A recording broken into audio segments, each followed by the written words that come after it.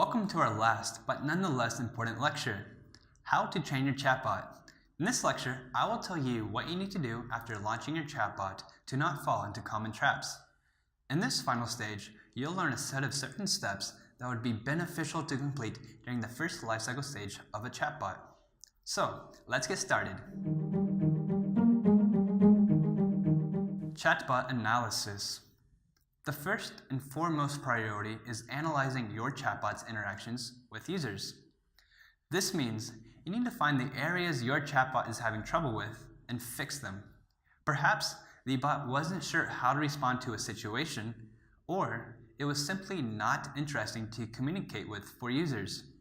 It is possible to keep track of how smoothly your bot is operating by connecting it with analytics. To name a few, there is Dashbot.io, Chatbase, and Bot Analytics.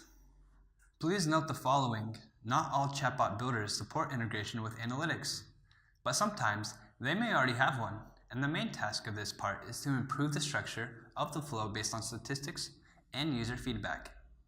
Chatbot Training. A chatbot has a basic set of answers after its launch, but its teacher, creator, or developer should always be behind the scenes improving it. If talking about a rule-based chatbot, then you would have to react to the cases where the bot did not respond to user messages. Such issues can be caused by the wrong flow setup, so you should go back to the development process and solve the issue. Sometimes the user may stop interacting with the bot during the middle of a conversational flow. This would mean you have to make improvements on the chatbot's flow and user interface, change around the decision tree, and make UI more engaging. However, AI-powered chatbots should be trained in another manner.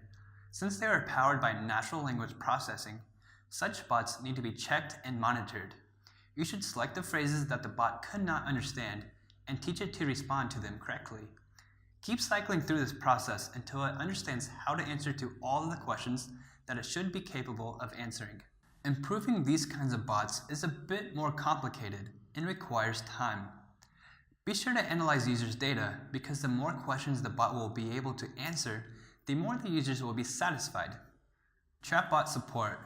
We recommend you to have a person who will monitor the work of the chatbot during the initial launch period. The main task of this person will be to take over the communication process if something were to go wrong. This will help you to not lose the lead and potential client.